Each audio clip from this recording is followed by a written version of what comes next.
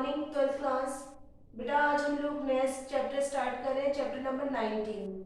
Chapter number 19 है भोज्य पदार्थों में मिलावट या फूड अडल्ट्रेशन।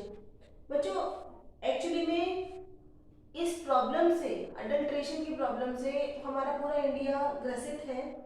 जैसे कि अभी दिवाली गई, आप लोगों ने पेपर में पढ़ा होगा कि बहुत सारा मावा नष्ट करा गया, बहुत सारा दूध को नीचे जमीन पे मिट्टी में डाल दिया गया। मतलब जो मिलावटी खाद्य पदार्थ है वो किसी के शरीर में नहीं चल जाए, इसलिए इनकी जांच की जाती है। और अगर वो किसी भी तरह से खराब पाए जाते हैं, मिलावटी पाए जाते हैं, तो उनको नष्ट कर दिया जाता है।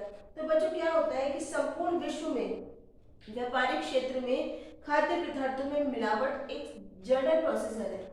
आजकल अडल्ट्रेशन करना एक जनरल प्रोसीजर है, सामान्य क्रम है कि उपभोक्ता क्या चाहता है, जो कंज्यूमर होता है, उपभोक्ता होता है, वो सोचता है कि मुझे कोई भी सामान सस्ते से सस्ता मिलना चाहिए।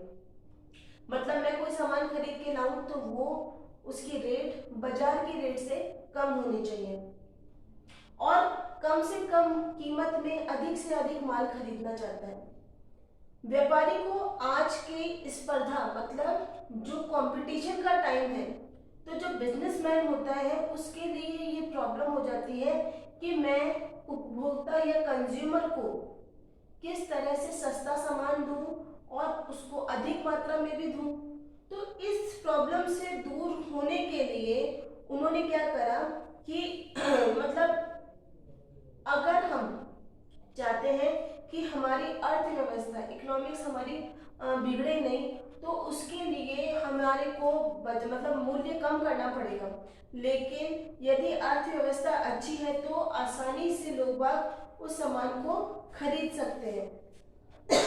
सॉरी, आर्थिक मंदी या व्यक्तिगत स्तर कम होने पर उपभोक्ता सस्ती वस्तुओं को खरीदने के लिए मजबूर हो जाता है। ऐसी परिस्थिति में यदि बाजार में किसी आपदा के कारण खाद्यान्नों का मूल्य अधिक हो जाता है, जैसे बच्चों अभी हम लोगों ने देखा था जब पहली बार लॉकडाउन लगा था तब हर चीज का रेट एकदम से बढ़ गया था, ठीक है। तो उपभोक्ता वही वस्तुएं जो कम पैसे में खरीदता था, वो एकदम से उसका पैसा ज्यादा देना पड़ता है।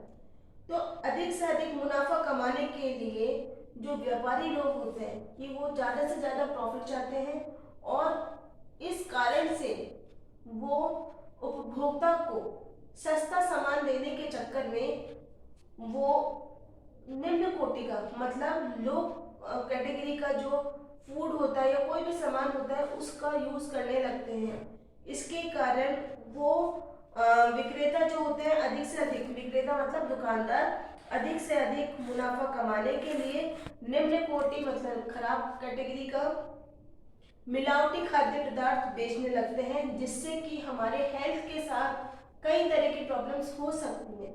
ये हमारे स्वास्थ्य के साथ खिलवाड़ होता है। इस समस्या को, जो हमारी प्रॉब्लम है कि बाजार में मिलावटी सामान मिल रहा है, तो इस प्रॉब्लम को सॉल्व करने के लिए जो सेंट्रल गवर्नमेंट है, केंद्र सरकार है, उन्होंने एक लॉ बनाया, अधिनियम बनाया सन 1954, मतलब सन 1954 में ये जो लॉ था, जो नियम था, वो पारित हुआ। 1 जून 1955 को, 1 जून 1955 मीन्स 1955 को ये पूरे इंडिया में लागू हो गया।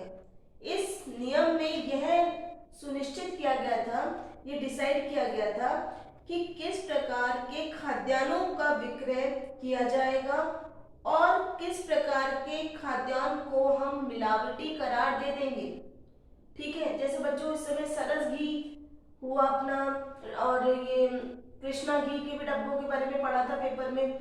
इन सब के ब्रांड्स लेकर के, नाम लेकर के लोग बाग इसमें मिलावटी सामान बेचते हैं, जो कि हमारे स्वास्थ्य के लिए बहुत ज्यादा खराब है। हम पैसा तो देते हैं कि हम घी खरीद रहे हैं, लेकिन उसके बदले में हमारे को काफी लो कैटेगरी का सामान मिलता है, मिलावटी ऐसा, जो हमारे स्वास्थ्य के साथ खिलवाड़ करता है।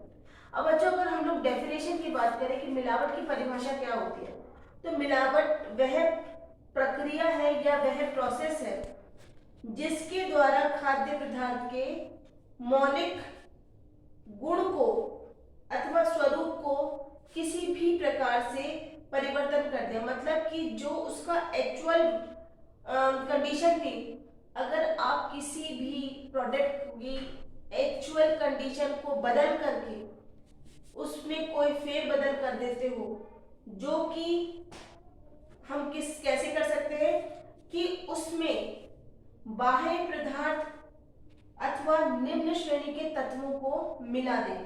ठीक है, मतलब कि बाहर से उसमें कुछ डाल रहे हैं हम और उसी का जैसा कुछ लो क्वालिटी का हम उसके अंदर डाल रहे हैं। सेकंड है कि उसमें से कोई महत्वपूर्ण चीज निकाल लें।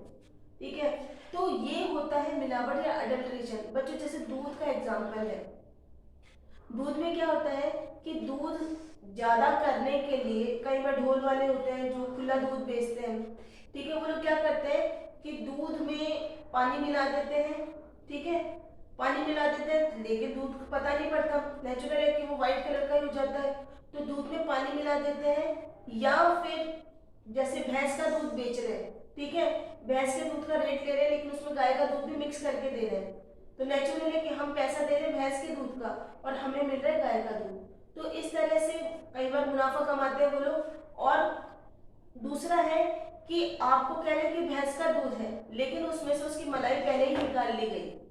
ठीक है, मतलब कि किसी प्रोडक्ट में से उसके अच्छी चीजों को निकाल लेना या उसमें गलत चीजों को ऐड कर देना, ये मिलावट कहलाता है।